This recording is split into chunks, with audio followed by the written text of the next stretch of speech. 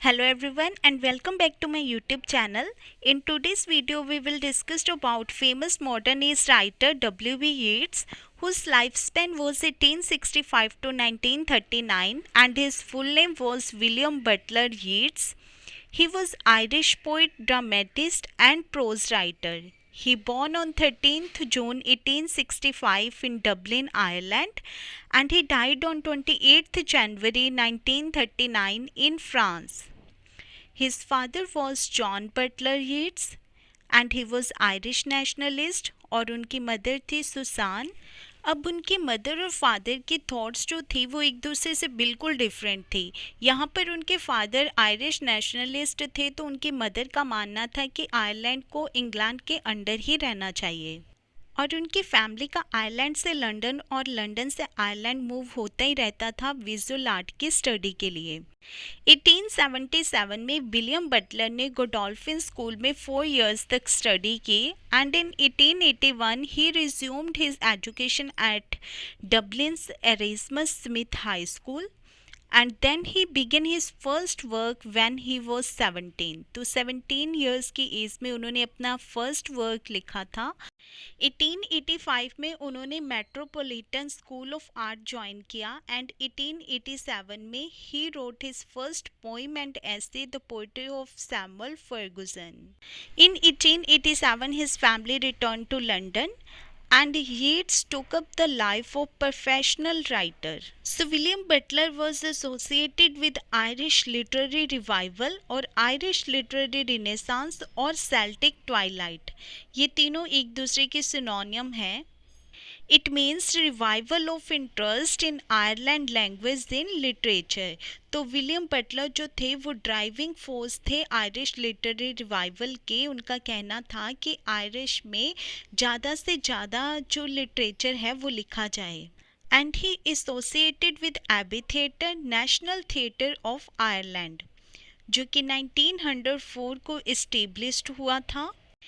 ये Dublin Ireland में situated था और इसको W.B. यीट्स और लेडी ग्रेगरी ने मिलकर फाउंड किया था और कुछ और आयरिश प्ले राइट जो कि एबी थिएटर से एसोसिएटेड थे वो थे J.M. Since and Sino sassy. अब एबी थिएटर से रिलेटेड कुछ इंसिडेंट हैं, जैसे कि 1907 में जब J.M. सिंस का play the play boy of the western world इस थिएटर में प्ले किया जा रहा था तो ऑडियंस में झगड़ा हो गया जिस वजह से J.M. सिंस को अरेस्ट कर लिया गया था for performing immoral and indecent play. 1926 में सीनो सैसी का play the plough and the star जब प्ले किया जा रहा था तो ये भी ऑडियंस में राइट्स का कारण बना और 1951 में जब the plough and the star की परफॉर्मेंस चल रही थी तो तब इस थिएटर में आग लग गई और ये पूरा डैमेज हो गया था। तो 1966 में इसको रीबिल्ड किया गया, इसको दोबारा से बनाया गया। तो विलियम बटलर जो थे वो द घोस्ट क्लब के भी मेंबर बने थे क्योंकि उनका एस्ट्रोलॉजी और स्पिरिचुअलिज्म में भी इंटरेस्ट था and in 1890 he was the cofounder of Rhymers club, a group of London based male poets who met regularly to recite their verses. तो W.B. यीट्स और अर्नेस्ट राइम ने मिलकर एक क्लब बनाया था, राइमर्स club.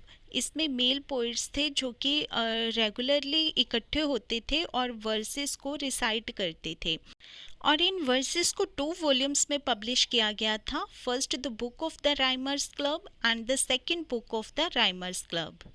And he met the American poet Ezra Pound in 1909 और W.B. Yeats की biography in memory of W.B. Yeats जो कि लिखी थी W.H. ऑर्डन ने और 1889 में वो मॉड गोने से मिले थे जो कि एक एक्ट्रेस थी, कॉन्फिडेंट थी, टॉल, ब्यूटीफुल और फेमिनिस्ट थी। तो उन्होंने 19 डेज इकट्ठे स्पेंड किए थे। तो W.B. यीट्स उसके साथ बहुत ही ज़्यादा मैडली प्यार में पड़ गए थे तो 1891 में उन्होंने उसको मैरिज के लिए प्रपोज़ किया और उन्होंने 3 टाइम्स मॉड गोने को प्रपोज़ किया था पर तीनों टाइम उनको रिजेक्ट कर दिया गया बाय मॉड गोने।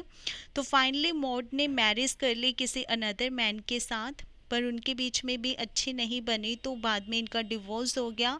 तो फिर अगेन W.B. यीट्स ने मॉड गोने को प्रपोज़ किया पर उसने फिर से रिजेक्ट कर दिया। Then WB. येट्स ने मॉड गोनी की डॉटर को मैरिज के लिए प्रपोज किया, पर उसने भी रिजेक्ट कर दिया।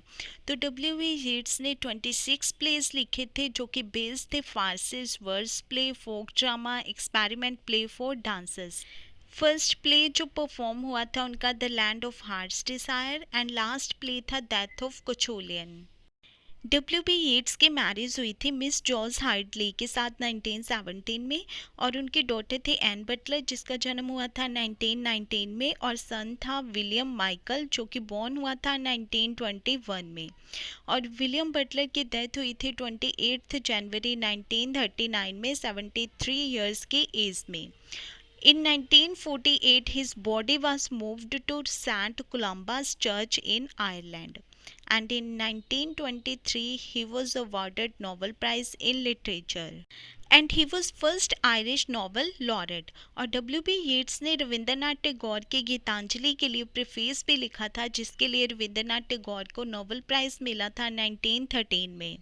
Now let's discussed about his notable place. वैसे तो उन्होंने 26 प्लेस लिखे थे, पर हम कुछ मेन प्लेस ही डिस्कस करेंगे। फर्स्ट है द काउंटेस कैथलीन, जिसमें कि जो कि उन्होंने मॉड गोने को डेडिकेट किया था। The land of heart's desire, Cathleen ने होलीहान, जिसमें कि मॉड गोने ने एक्ट भी किया था। The King's Threshold, Mosada, The Resurrection, At the Hawkswell, On Ballet Strand, Purgatory, Dermot and Grania.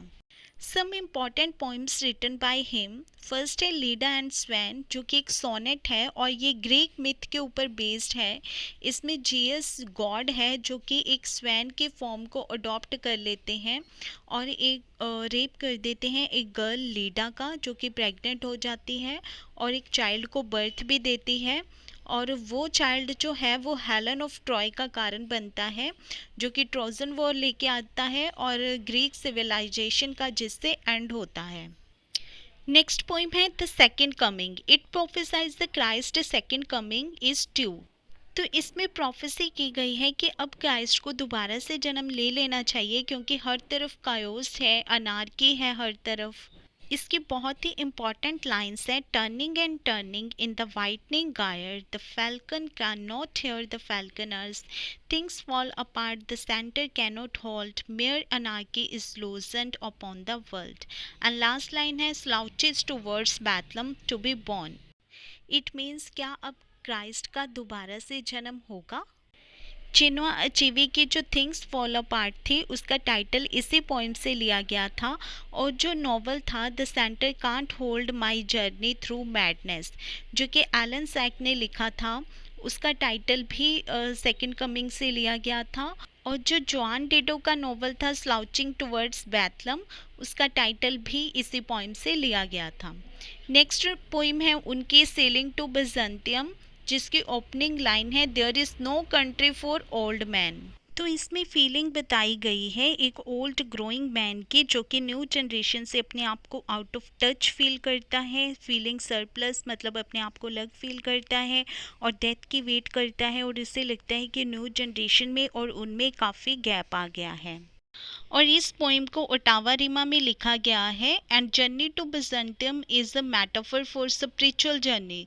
तो ये एक तरह से स्पिरिचुअल जर्नी के बारे में इसमें बात की गई है। और इसमें 2 इम्पॉर्टेंट फ्रेज है जो कि आपको एग्जाम में पूछे जा सकते हैं कि ये कौन से पोइम से लिए गए हैं। The artificial of eternity and monument of unageing intellect. Next poem है the lake isle of Innisfree. इसमें पोइट की इंटेंशन बताई गई है, जो कि इनिसफ्री पीसफुल प्लेस पर जाना चाहता है और वहाँ पर एक स्मॉल कैबिन बनाना चाहता है with clay and wattles. Next poem है डेथ। जैसे कि एनिमल्स को कोई भी डेथ का फियर नहीं होता और डेथ के बाद जो लाइफ है उसकी भी कोई होप नहीं होती, तो पोइट भी ऐसी ही लाइफ स्पेंड करना चाहता है with animals lack of awareness of death. And next है ईस्टर 1916। इसमें इंपॉर्टेंट लाइन है all change change utterly a terrible beauty is born. इसमें इमोर्टैलिटी का थीम है और इसमें आयरिश फाइटर्स की बात की गई है जिन्होंने आयरिश की फ्रीडम के लिए अपनी लाइफ को सेक्रीफाइस किया और इमोरल बन गए। नेक्स्ट पोइम है अंडर बेल बल्बन।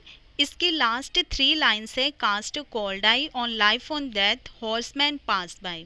तो ये लाइन्स जो थी ये उनकी टॉम्बस्टोन पर भी काव की गई थी।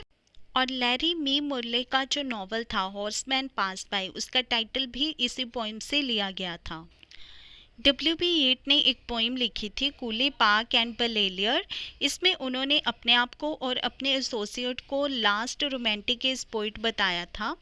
So this is all about W.B. Yeats. If you like my video, please subscribe my channel. Have a nice day.